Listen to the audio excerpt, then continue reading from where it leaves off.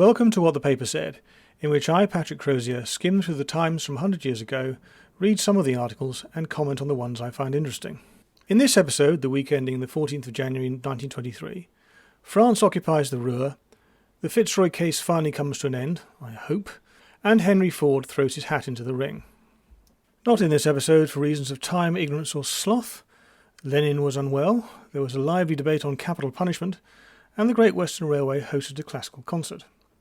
Now, the observant of you may have noticed that there's a missing week. There is no, as yet, no episode for the 7th of January 1923. Well, there's a reason for this. My theory is that at the moment, with the recording coming out at the end of the week, it means that if there's a centenary which takes place in the middle of the week beforehand, and people are interested in finding out more, well, they can't look to me because I haven't actually published the recording yet. So if I get ahead of time, a week of, ahead by a week, then the recording will be there should they be interested. And if that sounds like cynical marketing, well, you could argue that. I would argue it means that more people will hear my pearls of wisdom, if you can indeed hear a pearl. Anyway, that's theory. I have done some research into the 7th of January episode. It may yet happen, but as always, I promise nothing. Anyway, on to the show. The big story this week is that the French have occupied the Ruhr. Now, I cover the background to this reasonably well, I think, in the reparations special. But the sort of proximate cause of this is that the Germans have failed to deliver some timber. This is obviously the payment, an example of the payment in kind that they were supposed to be making. And, the Reparations Commission has said that the Germans are in default, and the French have said, right, okay, well, we shall occupy the Ruhr. In case you're unaware of this, the Ruhr is a collection of cities in the Ruhr Valley. It's on the right bank of the Rhine, cities like Essen, Dortmund, a few others, and it is the centre of industry in Germany. This is from Friday the 12th of January. Essen was occupied this afternoon by 2 divisions of French troops. Many houses and shops had drawn their blinds, but until the railway station itself was reached, there was nothing unusual to be seen. Here large numbers of men were gathered in the square. The main body of the French forces came down the hill leading from Bredeney to the railway station and chief post office. At the head rode a party of cyclists in dark blue uniform and steel helmets, closely followed by 5 party-coloured armoured cars. I'm not quite sure what party-coloured means. I think camouflaged. It goes on. From these grim-looking cars, of which the occupants were invisible, stood out the muzzles of machine guns, a silent threat to the sullen crowd. So how's this going down in Germany? On Sunday, the flags of official buildings are to be flown at half-mast. Special exhortations are awaited from the pulpits, and all places of public entertainment are to be closed.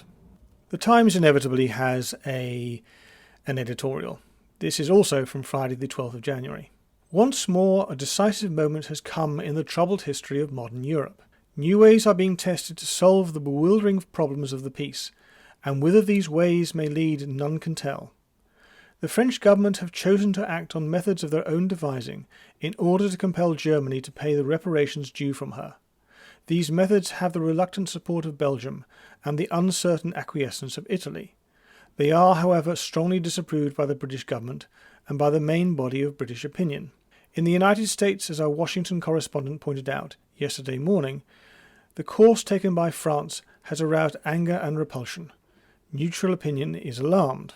The Times here does not exactly, as such, explain why what the British objection is. It is, in fact, I can't find an explanation this week. In the previous week, and I have done some research into this, so well, you'll have to wait for that episode. But the expression that the British use is that Germany's credit must be restored.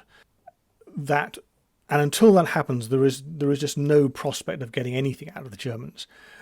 The question I find myself in is, what do they mean by credit? Do they mean the ability for Germany to borrow money, which doesn't strike me as being really here or there, unless it's essential to foreign trade? I don't know. I don't know the ins and outs of that.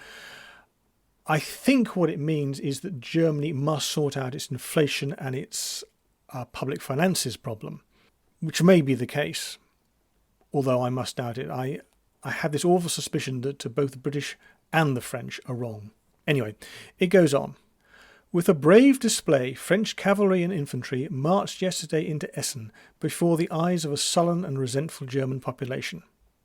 There was an intimidating show of strength that may arouse in France a momentary feeling of pride, yet in the watching world the spectacle cannot but produce grave anxiety for the possible consequences to France herself, and anxiety for all the work of peace now placed in jeopardy. For, to all intents and purposes, France in this decisive moment is alone. Alone she is venturing eastward into the mazes of a continent still darkened by the lingering shadows of war. Except for a small force of Belgians, her companions in guarding the Rhine are not with her in this advance into the unknown. The Americans have signified their emphatic disapproval of the step by giving orders for the withdrawal of their troops from Koblenz. I must confess I did not know this, and it strikes me as something that's much more important than people tend to think. It goes on. The British troops remain for the present at Cologne, as a pledge of our hope that in spite of our complete disagreement with the French in their present methods, the day may yet come when it will be possible for the Allies once more to collaborate closely in the execution of the Treaty of Peace. Nothing can disguise the impression of the essential loneliness of France in this momentous enterprise. It goes on. It is inevitable, however, as our Paris correspondent points out, that some doubt and anxiety should be felt in France, and indeed the problems to be faced are formidable. The French programme, as indicated in the note communicated to the Allied governments and to Germany, has already been complicated by the rapid march of events. The idea of using the existing German industrial organisation in the Ruhr as a means of diverting to French use a percentage of the coal production has been partly frustrated by the removal to Hamburg of the personnel and the archives of the coal syndicate, which was the crown of the intricate organisation of the Ruhr industry, and through which the German government levied the coal tax. It goes on. It is not easy to dig coal with bayonets.